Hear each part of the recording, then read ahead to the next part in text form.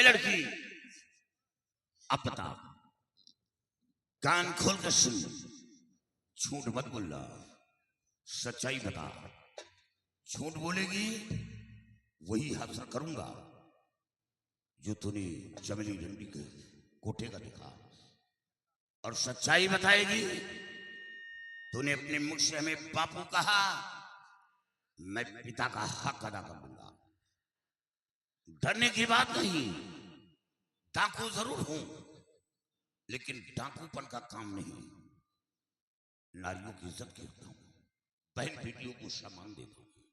डरने की बात नहीं। तेरा नाम क्या है?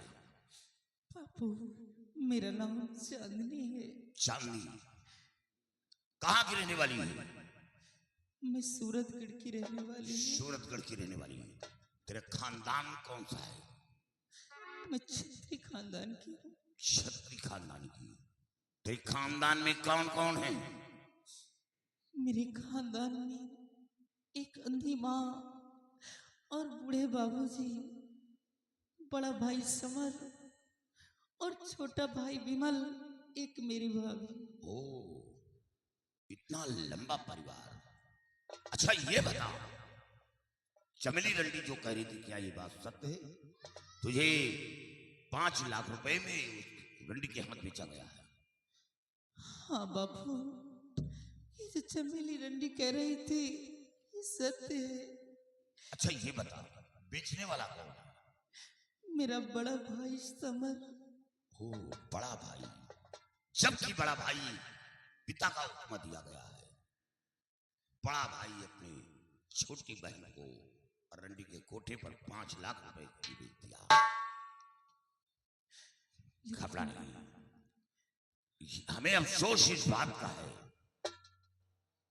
हमें अफसोस इस बात का है कि जब तेरा बड़ा भाई तुझे रंडी के कोठे पर लेकर चला तो क्या तेरे माँ बाप मर गए थे?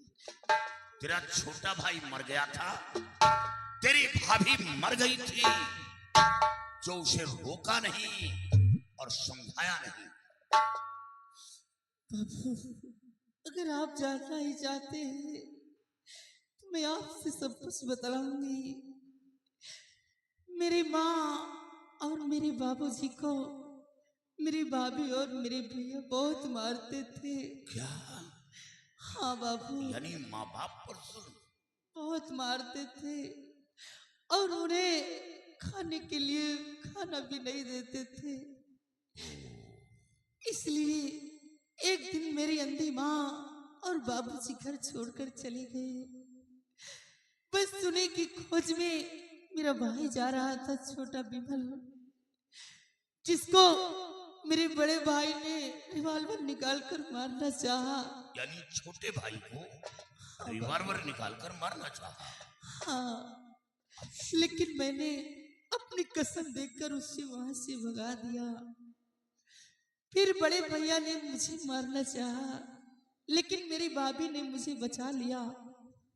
कहने लगे कि अगर चांदनी को मार दोगे तो घर का सारा काम कौन करेगा? ओ, नौकरानी समझकर तुझे बचा लिया? हाँ बापू, मुझसे सारा सारा दिन काम कराते थे और खाने के लिए एक टुकड़ा रोटी का भी नहीं देते थे बापू। चुप हो जा बेटी, चुप हो जा, घबरा नहीं। हमें अफसोस इस बात का है कि लोग पराई बहन को अपनी बहन मान लेते हैं, तो वो भाई उस बहन की रक्षा के लिए अपनी गर्दन कटा देता है, तो फिर वो कैसा निकम्मा भाई है जो अपनी छोटी बहन को रंडी के कोठे पर पहुंचा दिया। बापू, एक दिन मेरे भाई मुझसे कह रहे थे कि चांदनी तू मेरी सगी बहन नहीं है, तुझे पिताजी ने झाड़ियों से उठा कर लाए हैं। शायद मैं उनकी सगी बहन नहीं हूँ, इसलिए मुझे रंडी की कोठी पर ले गए। नहीं बेटी, कौन कहता है कि तुम पराई हो?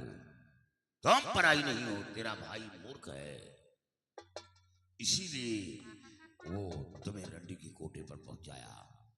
लेकिन बेटी घबरा नहीं, तुम काली सिंह की बेटी है, काली सिंह की बेटी है। अपने पिता के सामने खड़ी है, डरने की बात नहीं। अब बता, जहां जाना चाहती है वहां सुरक्षित तुझे पहुंचाऊंगा। और हाँ, तेरे बड़े भाई को तो वो सबक सिखाऊंगा कि आने वाली नस्ल याद करेगी, कोई औलाद अपने माँ बाप के साथ इतनी बड़ी बदतमीजी नहीं करेगा, और कोई भाई अपनी बहन के साथ इतनी बड़ी हरकत नहीं करेगा। वो कहर ढाऊंगा, ऐसा खौफ पैदा कर दूंगा कि जब कोई माँ अपने कोख से औलाद का जन्म देगी तो जन्म देते ही उस माँ की रूह कांप जाएंगी कि कहीं ऐसा औलाद मेरा ना निकल जाए और उसे बेदर्द मौत मिले। वो कहर ढाऊंगा। कहाँ जाना चाहती है बता। अबू, अब मैं कहीं नहीं जाना चाहती हूँ, कहीं नहीं जाना चाहती हूँ।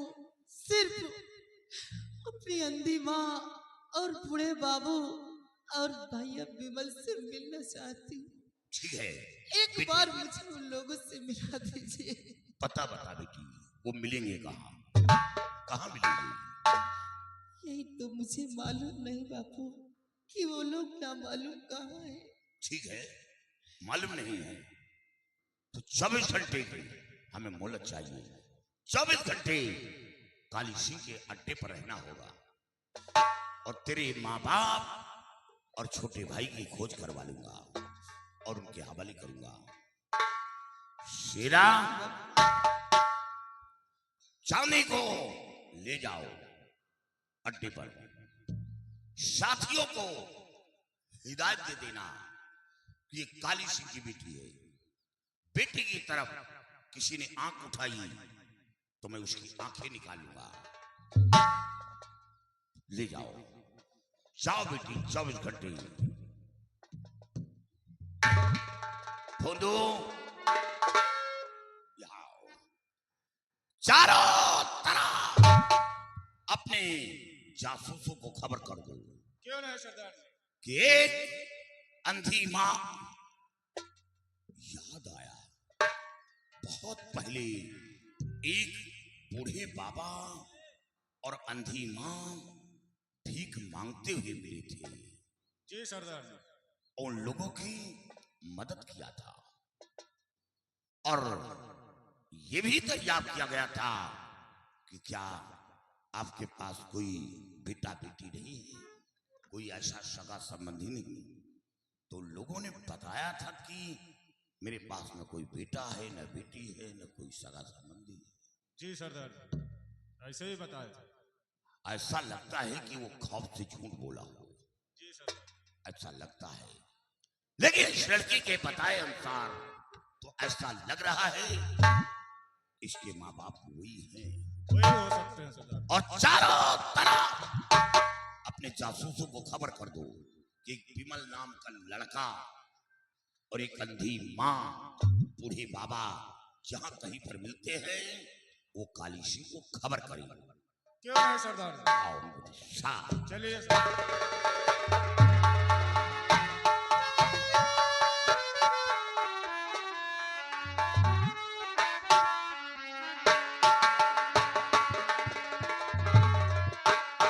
शेरो, जरूर देखिए, विमल सिंह के अस्तित्व की बात आज भी खटक रही है। इसे चलो विमल सिंह को खोजो और जहां कहीं वो मिलता है उसे अपने हिरासत में ले लो, फिर उसे सबक सिखाते हैं।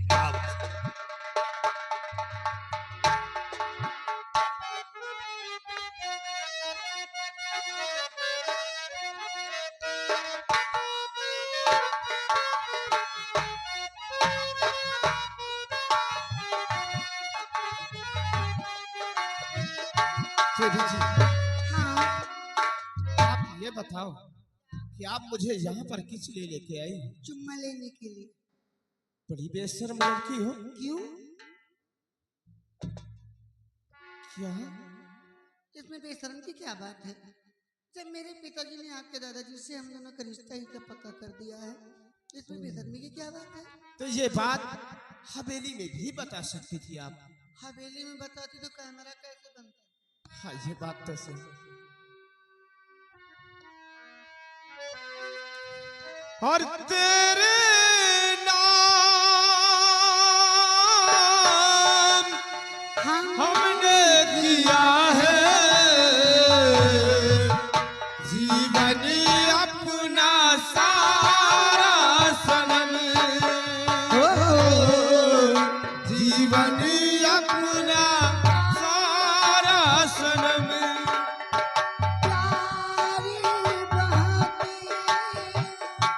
करते हैं तुमसे एक से है तू हमारा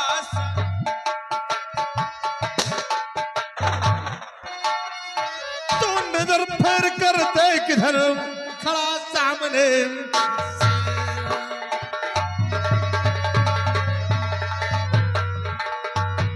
नजर फेर कर देख इधर खड़ा सामने से, और अभी बांध कर तुझे चाय करूं मैं फिर।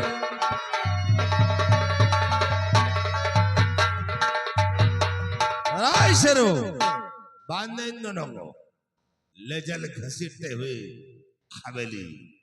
यहाँ ये रंगलियां मना रहे हैं, लिया घसीट।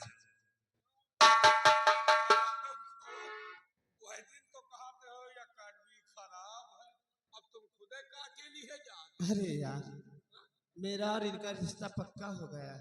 रिश्ता पक्का भाई, बिया तो भले वो भी हो जाएगा।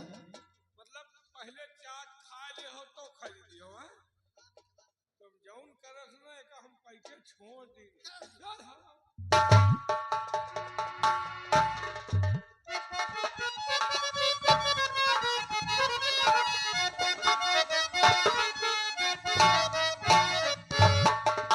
भाई बहुत बड़ा गजब हो गया।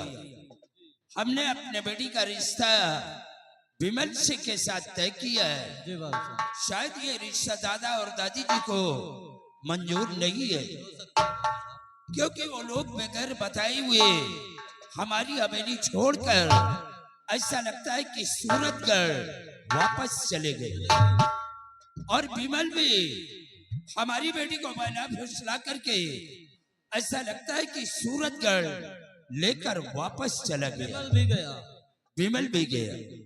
शिवाई, काश अगर ऐसा कुछ हुआ तो मैं किसी के सामने मुंह दिखाने के लायक नहीं रहूंगा, क्योंकि हमने अपने बेटी का सिर्फ रिश्ता तय किया है, शादी नहीं किया। चलो इसी वक्त हम सूरतगढ़ चले गए और चलकर पता लगाएंगे कि हमारी बेटी वहां है या नहीं है। चलिए बाबू साहब, देरी करने का वक्त नहीं है।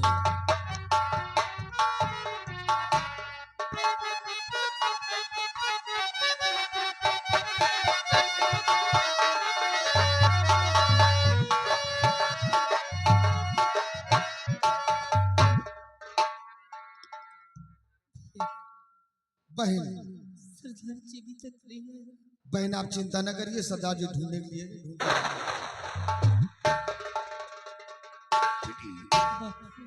और सबर दिल में करो मत परेशान हो,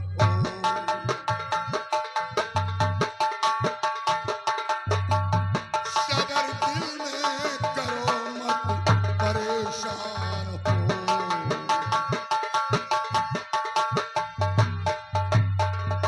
सबर दिल में करो मत परेशान हो, हर तरह से मैं बेटी मददगार हूँ,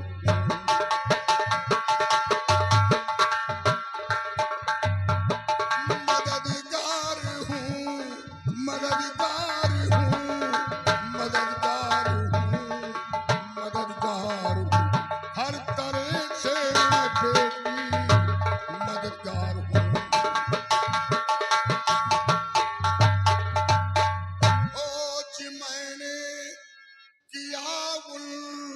शबों की बहुत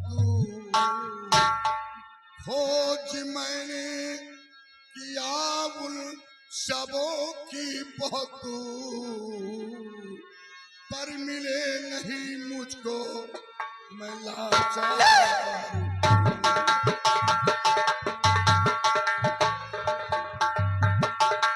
लाचार हूँ, लाचार हूँ,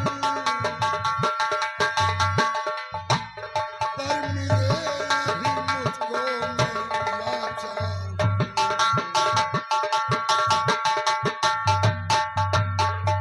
बेटी, तेरे माँ बाप तेरे छोटे भाई की बहुत खोज करवाया, लेकिन कहीं उन लोगों का पता नहीं चला।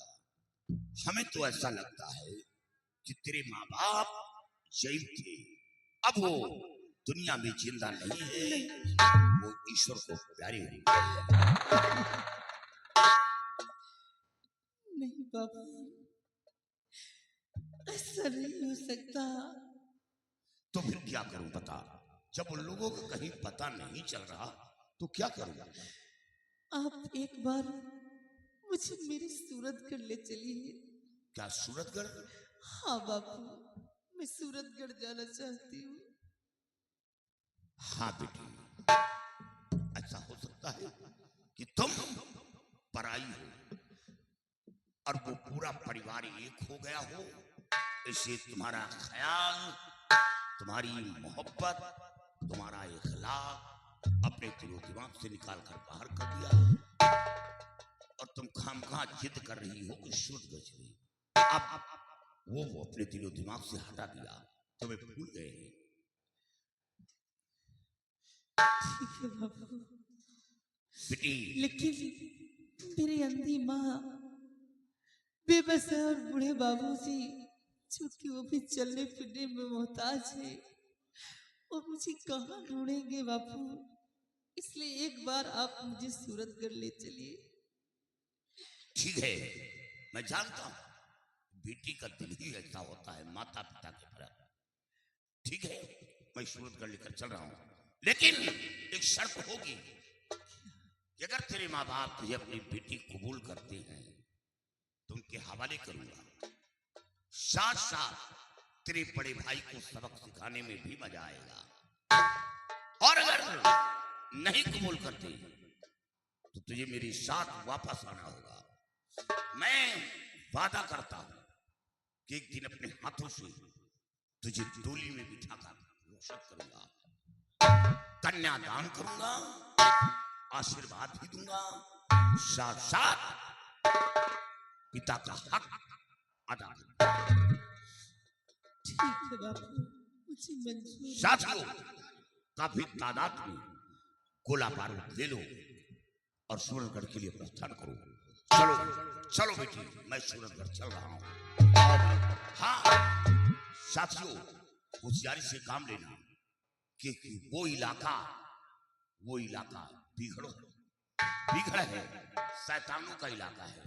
वहां अपनी बहन बेटियों के रंडी के कोठे पर भेजते हैं। वो शैतानी इलाका है, काफी तादाद में गोला बारूद ले लो। अगर कोई मुठभेड़ करता है तो मार दो साले को बम, साला उड़ जाए। चलो, क्योंकि वहां के इंसान क्रूर है, दुष्ट है, अत्याचारी है। आओ मेरे साथ, आओ।